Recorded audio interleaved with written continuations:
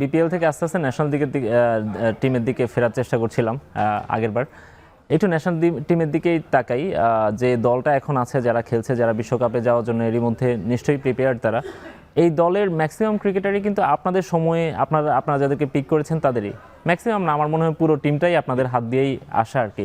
তো এই টিমটাকে লাস্ট 2 বছরে আপনি যেভাবে দেখেছেন, তাদেরকে যেভাবে তারা খেলছে, আমরা এই বছরটার কথা বলতে পারি, যেভাবে তারা টেস্ট, ওয়ানডে, টি20 3টা ফরম্যাটেই খেলেছে, আপনার কাছে এই প্লেয়ারদের মূল্যায়নটা একটু জানতে চাই, টিমটার মূল্যায়ন একটু জানতে চাই। পারভেজ, ইমন, এদেরকে আসলে আমরা অনেকদিন ধরে আসলে এইচপিতে মানে তৈরি করছিলাম, তারপরে আস্তে আস্তে সুযোগ দেওয়া হয়েছিল। But I think they are prepare, they are ready now. একটা জিনিস আমরা একটু কনসার্ন থাকি যে রিসেন্টলি লাস্ট 1 ইয়ার ধরে দেখছি যে আমরা we making too many changes in 11। একাদশে আমরা অনেক চেঞ্জ করি। আমরা যে ওয়ার্ল্ড কাপের আগে এই সিরিজে, লাস্ট সিরিজে কিন্তু আমরা ওপেনিংটা চেঞ্জ করেছি 2বার। তো যেটা আসলে খুব একটা ভালো জিনিস নয়। আমার মনে হয় এখন যারা খেলছেন ভালো খেলছেন, তারা অন অ্যান্ড অফ হয়তো আরও কনসিস্টেন্ট হতে পারেন, কিন্তু ম্যাচ উইনিং এখন যারা যখনই কেউ খেলছেন ম্যাচ উইনিং ইনিংস খেলছেন। এরকম যখন হয় তখন একটা টি20 ফরম্যাটে এরকম, সেখানে আসলে কনফিউশন থাকলে আসলে সাকসেস হওয়াটা খুব মুশকিল হয়ে যায়। আমাদের টাইম যে আমরা ওয়ার্ল্ড কাপে যাদের নিয়ে খেলবো অথবা ওয়ার্ল্ড কাপে যখন যাব, we don't make too many changes, সেটা আসলে আমাদের জন্য ভালো হবে না। আপনি দেখেন যত এশিয়া কাপে কিন্তু আমরা 4টা খেলা I think we made about একাদশে 10টা না 12টা চেঞ্জ করেছিলাম, সম্ভবত আরো বেশি মনে হয়, কারণ এটা ভালো জিনিস। একটা ম্যাচে 4টা পরিবর্তন নিয়ে আমরা করেছি উইনিং টিমের সাথে। উইনিং এর পরে উইনিং টিম সাধারণত কেউ চেঞ্জ করে না। এটা খুব সারপ্রাইজিং ছিল, উইনিং টিমটা 4জন চেঞ্জ করেছিলাম। সো আমরা যে এখন যে টিমটা যারা খেলছেন, আমি যদি আপনাকে জিজ্ঞেস করেছিলাম যে বিপিএলতে কোনো প্লেয়ার যাবে কিনা, তো আমার কাছে কিন্তু মনে হয়েছে যে এখন ওই সময়টা নেই। হয়তো বিপিএলতে যদি কোনো প্লেয়ার আসে সে তো পরে ঢুকবে, ওয়ার্ল্ড কাপ পরে ঢুকবে, কারণ ওয়ার্ল্ড কাপ নিয়ে নিশ্চয়ই টিমটা কাজ করছে বেশ কিছুদিন ধরে। একটা স্কোয়াড কিংবা একটা যে 20 জন কিংবা যে একটা স্কোয়াড করা হয়, মানে যে জিনিসটা মাথায় পুল রেডি করা হয়, সেটা নিয়ে নিশ্চয়ই কাজ করেছে। নতুন কেউ যদি এক্সট্রা অর্ডিনারি কিছু করে ফাইন, বাট আমার মনে হয় যে যারা খেলছেন তাদের উপর বিশ্বাস রাখা উচিত। বিকজ ওয়ার্ল্ড কাপে এক্সপেরিমেন্ট ওয়ার্ল্ড কাপের সময় আসলে খুব একটা কাজে লাগে, মানে খুব একটা হেল্প করে না দলকে। সো এই সময়টা আমার মনে হয় যে যারা খেলছেন তাদের দিকে নজর দেওয়া উচিত, এবং তাদেরা পারফর্ম করলে খুব ভালো। পারফর্ম যদি সে একটা ছেলে ধরেন পারভেজ ইমন বিপিএলটা ফেল করলো, আপনি সে তাকে বলবেন যে না ওয়ার্ল্ড কাপ নিব না, এরকম চিন্তা থাকাটা কিন্তু ঠিক নয়। আমাদের যারা খেলছেন তাদেরকে ওই ফ্রেম অফ মাইন্ডে দেওয়া উচিত। You enjoy your game, you play your cricket. আমরা তোমাকে টি20তে যেরকম খেলা দেখতে চাই, যে হাই ইন্টেন্সিটি দেখতে চাই, তুমি সেভাবেই খেলো। Doesn't matter if you perform or not, তুমি পারফর্ম না করলে কোনো সমস্যা নেই, ফিল ফ্রি। কারণ এই বিপিএলে ওয়ার্ল্ড কাপে যে খেলাটা খেলতে চাই সেই ধরনের ক্রিকেট খেলাটা কিন্তু খুব দরকার, সেটা আমি সাকসেস হই না হই।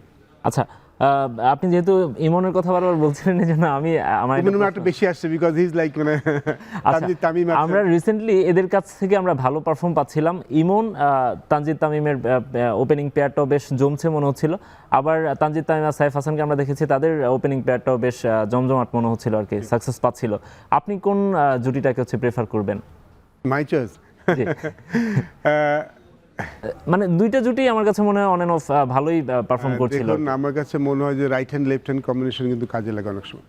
অনেক দলে আছেন, আপনার best player is your best player. যদি দুজন লেফট হ্যান্ডই বেস্ট প্লেয়ার ভালো থাকে, তা কি করা উচিত। নাম্বার 3 অনেক সময় আছে পরপর 3জন লেফট হ্যান্ডই ব্যাটসম্যান হয়ে গেলে অনেক সময় চিন্তা করে যে একটু রাইট হ্যান্ড লেফট ম্যাচ আপের একটা ব্যাপার থাকে। বাট আমার কাছে মনে হয় আপনার যে বেস্ট প্লেয়ার সেটাই খেলা উচিত। সাইফ কিন্তু ভালো করছে, I think Saif is very good. সাইফের যদি পাওয়ার প্লেটা ইউজ করতে পারে, ও কিন্তু অনেকখানি এগিয়ে দেয়। Right hand left hand combination definitely কাজে লাগে। ইমন, পারভেজ ইমন লাস্ট ম্যাচটা 4 নম্বরে ব্যাট করেছে, so it looks like he can handle that time.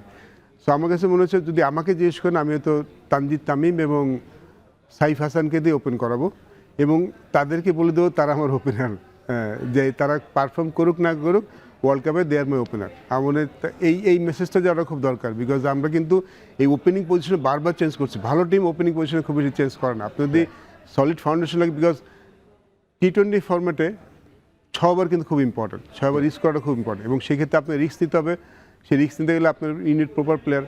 যদি আপনার যখন চেঞ্জ করবেন তখন নতুন একজন খেলার যে কিন্তু সেই রিস্ক নিয়ে একটা সাহস পাবে না। সো মানে যে ওপেনিং 1, 2, 3 স্পেশালি ওপেনিং ফিক্স করে ফেলা উচিত, এবং সেটা যদি আমাকে জিজ্ঞেস করেন আমি বলবো তানজিদ তামিম এবং সাইফ। আচ্ছা শোন ভাই, ওপেনিংয়ে আমরা যেটা আপনি বলছেন যে তার মানে একটা হেলদি কম্পিটিশন চলছে, কিন্তু আমরা মিডল অর্ডারে যেটা দেখছি যে ইদানিং অনেক পরিবর্তন সেখানে হচ্ছে। শামীম, জাকের, এবং সোহানকে রোটেট করে করে বারবার ট্রাই করা হচ্ছে, কিন্তু কেউই সেভাবে সাফল্য পাচ্ছেন না। এইটা কি একটা বড় কনসার্নের জায়গা কিনা? ইয়েস, বড় কনসার্নের জায়গা, বিকজ শেষ 10 ওভার কিংবা শেষ 5 ওভার খুব ইম্পর্টেন্ট হয়। জি, পুরো ইনিংসটা ইম্পর্টেন্ট, প্রথম 6 ওভার ইম্পর্টেন্ট, আবার প্রথম 6 ওভার শেষে ওই ইন্টেন্সিটিটা রেখে রান করাটা খুব ইম্পর্টেন্ট। বাট টি-20 ফর্মেটে আপনি একবার পিছিয়ে গেলে ওই আবার ইন্টেন্টটা ফিরে পাওয়াটা খুব মুশকিল হয়। সো হাই ইন্টেন্সিটি গেম, সেক্ষেত্রে যারা আসবেন পরের দিকের ব্যাটসম্যানদের কাজটা কিন্তু আরও কঠিন, বিকজ যারা নতুন বলে 1-2-3 ব্যাটিং করেন, জি, সার্কেল ফিল্ডারের ভেতরে থাকে, নতুন বল থাকে, রান করাটা কিন্তু কম্পারেটিভলি ইজি হয়, ইজি অপশন থাকে, জি। হাতে সময় থাকে, 20 ওভার থাকে, তো তারা একটু সময় নিতে পারেন। কিন্তু 10 ওভার পরে যারা আসেন, 5 ওভার পরে মানে 15 ওভার পরে যারা আসেন, তাদের হাতে কিন্তু সময় থাকে না।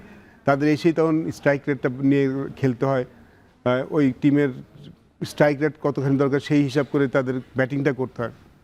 তো সেক্ষেত্রে তাদের কিন্তু এই কাজটা কঠিন, বাট এই কাজটা সবাই যারা এবং থাকবেন। ওই সময়টাতে আমরা যে প্লেয়ারগুলোকে বলছি, আপনি বলছেন যে ওই সময় রান করা কঠিন, তার মানে হচ্ছে আপনাকে সব চারপাশে খেলার মতো অ্যাবিলিটি রাখতে হবে, কারণ যেহেতু আপনার স্কোরিং অপশন কম, স্কোরিং জোন কম।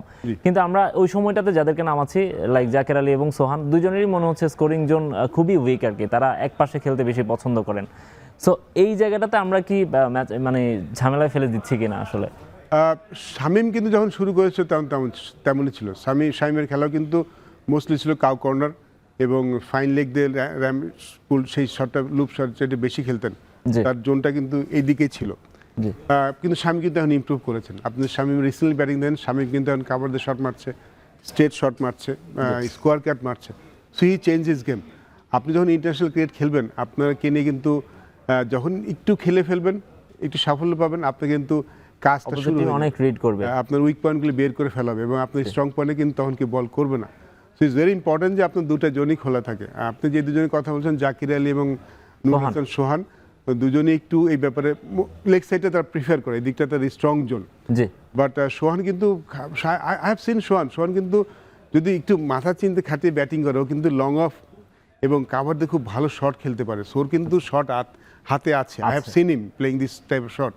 সো আমার মনে হয় সোহানের জন্য খুব একটা কষ্ট হবে না যদি যদি ফ্রেম অফ মাইন্ডটা ঠিক করে ফেলতে পারে। জি, জাকির আলীর জন্য একটু ডিফিকাল্ট হবে, বিকজ জাকির আলী খেলাটাই কিন্তু অনেকখানি এরকম হয়ে গেছে। আচ্ছা, but if he wants to score runs, তাকে রান করতে হয়, যদি ইন্টারন্যাশনাল ক্রিকেটে সাকসেস হতে হয়, তাকে ওই অফসাইডের শট খেলাটা ইমপ্রুভ করতেই হবে, বিকজ এখন তাকে যদি আপনি দেখেন, কে কিন্তু এই জোনটা বল করছে না। না না, জি, তিনি সাকসেস হতে চান, হি ক্যান, আমার মনে হয় তিনি পারবেন, তিনি অবশ্যই পারবেন, যেহেতু আমি তার খেলা এবং উনি কিন্তু পারতেন। আমি আগে ওনার কাভার ড্রাইভ দেখেছি, এখন আমি জানি না কেন উনি করেন না সেটা। লাল বলের ক্রিকেট আমি দেখেছি, সেখানে তাকে এই অফসাইডে অনেক রান করতে দেখেছি। জি, তো তিনিও যে পারেন না তা না, জাস্ট হয়তো আমাদের যখন ডোমেস্টিক ক্রিকেট খেলি তখন, আর যখন শুরুতে তো অত ওয়ার্কআউট করা হয় না, জি, তখন এই জোনটা তো আপনার স্ট্রং জোন রান করতে পারেন, বাট যখন ওয়ার্কআউট করা হয়ে যায় তখন স্ট্রং জোনের বাইরে যে রান করা খুব ইম্পর্টেন্ট। সো মানে এই জিনিসগুলো, এই পিরিয়ড অফ টাইমটা আছে, এই সময়টা সোহান এবং জাকির ব্যবহার করবে। বিপিএল খুব ভালো একটা মঞ্চ তাদের জন্য, ওয়ার্ল্ড কাপের আগে প্রিপারেশন নেওয়ার জন্য। রাইট। শুনুন ভাই, আমরা কথা বলছিলাম জাতীয় দল নিয়ে। আপনি এখন গেম ডেভেলপমেন্টে কাজ করছেন, আপনি এর আগে নির্বাচক ছিলেন। আপনার এখন দায়িত্বটা হচ্ছে ক্রিকেটার তৈরি করার কাজটা মূলত। হ্যাঁ, তো আপনি আমাদের এই যে যখন আমরা জাতীয় দল নিয়ে কথা বলি, পাইপলাইন নিয়েও কথা চলে আসে, এবং এটা আপনাদের মুখে অনেকবার শুনেছি। তো আমরা এই যে ঘুরে ফিরে বারবার কয়েকজন ক্রিকেটারকে ট্রাই করছি, তাদের দুর্বলতা জেনেও তাদেরকে ট্রাই করতে হচ্ছে, পাইপলাইন নিয়ে অনেক কথা হচ্ছে, লোক মানে ক্রিকেটার পুলে আছে কিনা সেটা নিয়ে অনেক প্রশ্ন উঠছে। আপনার কাছ থেকে একটু শুনতে চাই, আমাদের পাইপলাইনে কেমন ক্রিকেটার আছে, আপনারা কেমন ক্রিকেটার তৈরি করতে পারছেন, আমাদের ইন্টারন্যাশনাল স্ট্যান্ডার্ডের ক্রিকেটার আসছে কিনা? যদি বলেন সাকিব আল হাসান, তামিম ইকবাল, মুশফিক রহিমের মতো খেলার আছে কিনা, আমি বলবো যে না, এখনো ওই কোয়ালিটি প্লেয়ার এই মুহূর্তে আমাদের হাতে নেই। আচ্ছা, বাট কিছু প্লেয়ার তৈরি হচ্ছে, তারা হয়তো ভবিষ্যতে ওই পর্যায়ে যেতে পারবে কিনা সেটা সময় বলে দেবে। জি, আমাদের যারা সিস্টেম রান করছে, আপনি যদি দেখেন আমাদের এজ লেভেলে কিন্তু আমরা খুব ভালো খেলি, জি, আপ টু 14। আজকে আমাদের 19 দলটা দেশের বাইরে গেছে এশিয়া কাপ খেলতে। আমরা গত 2 বছর এশিয়া কাপ চ্যাম্পিয়ন, এবার যদি হতে পারি আমাদের হ্যাট্রিক হবে। ওয়ার্ল্ড কাপ আছে সামনে মাসে, সো তাদের জন্য প্রস্তুতিটা চলছে। সো গেম ডেভেলপমেন্টের কাজ তো এজ লেভেল নিয়ে, প্লাস আমরা একটা নতুন জিনিস করার চেষ্টা করছি যে আমাদের যারা প্রান্তিক পর্যায়ে কোচগুলি আছেন তাদের এডুকেট করার চেষ্টা করছি, আমাদের ডিস্ট্রিক্ট কোচদের রিফ্রেশার্স করাচ্ছি। কারণ আমার কাছে মনে হয়েছে যে ক্রিকেট উন্নয়নের জন্য আমাদের রুট লেভেলে যেসব কোচরা কাজ করেন, তাদেরকে এডুকেট করাটা খুব ইম্পর্টেন্ট। কারণ Right. অনেক সময় হয় যে আমরা আন্ডার-18 কোচে বলেন তিনি যখন খেলার তার হাতে পান তার 1 বছর যায় টেকনিকটা ঠিক করতে কিংবা বেসিক ঠিক করতে, এটা আসলে শুরুতেই হয়ে যাওয়া উচিত। জি তো সেই বিষয়টার দিকে আমরা নজর দিচ্ছি। একটা ভ্যাকুয়াম আমাদের তৈরি হয়, সেই জিনিসটা নিয়ে আসলে আমরা কাজ করছি। আসলে আমরা way trying to find out আসলে আমাদের প্রবলেমটা কোথায় হচ্ছে। যেমন ধরেন 19 লেভেল পর্যন্ত আমরা ভালো করছি, 19 লেভেলের ছেলেরা ভালো করছে, জি তারপরে যে ন্যাশনাল যার পথে যে গ্যাপটা আছে, ইউজুয়ালি তো আমাদের এই প্লেয়ারগুলো হাই পারফরমেন্স টিমে চলে যায়। জি ওইখানে এইচপি অথবা বাংলা টাইগার্স জি, যেটা এইচপি বলে হাই পারফরমেন্স, তারপর তো বাংলা টাইগার্স তো বেসিক্যালি আরেকটু পরের পর্যায়ে যায়। জি সো ওইখানটাই কিন্তু অনেক প্লেয়ার আমরা হারিয়ে ফেলছি, অথবা তারা এই এজ লেভেল যত ভালো করছেন সেখানে অতটা ভালো করছেন না। সেই গ্যাপটা কেন হচ্ছে? এমন নয় যে হাই পারফরমেন্সে ভালো প্র্যাকটিস হয় না কিংবা ভালো কোচ নেই, সেখানে কিন্তু ইন্টারন্যাশনাল স্ট্যান্ডার্ড কোচ আছেন, প্র্যাকটিস সারা বছর করছেন। টাইগার্সে কিন্তু ভালো কোচটা কাজ করেন, খুব ভালো ফ্যাসিলিটি পান, কিন্তু খেলোয়াড়রা ওইখানে যে তার পরবর্তী যে ট্রানজিশন পিরিয়ডটা সেখানে কেন তারা পিছিয়ে পড়ছেন সেই জিনিসটা নিয়ে আসলে আমরা কাজ করছি। আশা করি সেটা ফান্ডেড করতে পারলে আমাদের পাইপলাইনের সমৃদ্ধিটা আরও বাড়বে। রাইট। আপনি সিলেকশন করার সময়, সিলেক্টেড থাকার সময় আপনি কি কখনো এই ঘাটতিটা টের পেয়েছিলেন? আমরা এই যে প্রসেসটা নিয়ে সবসময় কথা বলছি যে ধরেন এই যে বারবার ঘুরায় ফিরায় কয়েকজন ক্রিকেটারকে কেন খেলাতে হচ্ছে, কারণ আমরা প্লেয়ার পাচ্ছি না আর কি। তো যাকে দলে আনা হচ্ছে সেও খুব বেশি পারফর্ম করেনি, আরেকজন ভালো খারাপ করছে দেখে একে আনা হয়েছে, এরকম একটা। তো এইটা কি আপনি টের পেয়েছিলেন কিনা? সেই সময়টায় আপনার কাছে কেমন লাগতো অ্যাজ এ সিলেক্টর?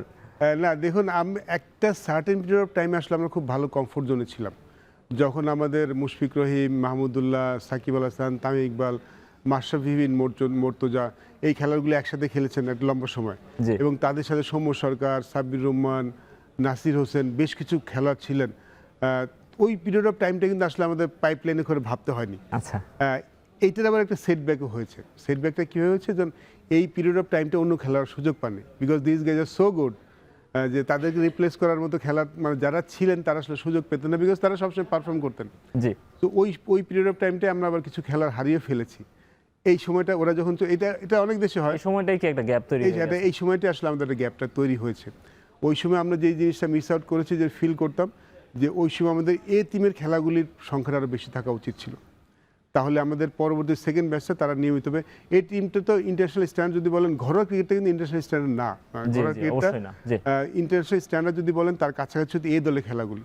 ওই সময় যদি এই দলের খেলাগুলি আমরা অত বেশি খেলিনি, যদি বেশি করে খেলতাম তাহলে পরবর্তী যে ব্যাচটা তাদের আমরা তৈরি করতে পারতাম। আমরা বুঝতে পারছিলাম যে আমাদের খুব একটা ওই মানুষের খেলা আসছেন না, বাট ওই সময় আমাদের এত কমফোর্ট জোনে ছিলাম, বিকজ এই 5 জন খেলোয়াড়ের বাইরে যে আরও অনেক ভালো প্লেয়ার ছিল। ইমরুল কায়েসের মধ্যে প্লেয়ার ছিল, জি নাসির হোসেনের মতো প্লেয়ার ছিল, যে ওয়ান্ডারফুল প্লেয়ার। নাসির হোসেন আমি সবসময় বলবো যে তার আসলে সামর্থ্য ছিল ওই তামিম ইকবাল কিংবা সাকিব আল হাসানের মতো পর্যায়ে যাওয়ার জন্য।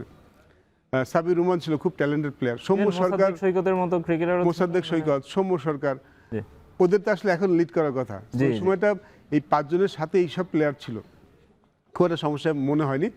বাট তার পরবর্তী যে পর্যায়ের প্লেয়ার ছিল ওই গ্যাপটা তারা আসলে অনেকেই হারিয়ে গেছেন। এখন একদম নতুন একটা ব্যাচ নিয়ে কাজ করতে হচ্ছে। রাইট। আমরা আশা করব যে গ্যাপগুলো এখন আছে এটা সহসাই বাংলাদেশের ক্রিকেট বা পূরণ করে ফেলবে, এবং আমরা যে ক্রিকেটের আলোর কথা বলছি সেই আলো নিশ্চয়ই খুঁজে পাবে। আপনাকে অসংখ্য ধন্যবাদ আমাদের সঙ্গে স্টুডিওতে সময় দেওয়ার জন্য। ধন্যবাদ আপনাকে। শেষ করছি এখন মাঠের আজকের আয়োজন। এখন টেলিভিশন ওয়েবসাইটে দেখতে ভিজিট করুন www.ekhon.tv, এছাড়া ফেসবুকে দেখুন facebook.com/tv.ekhon, ইউটিউবে এখন টেলিভিশন দেখতে ভিজিট করুন youtube.com/c/ekhon tv।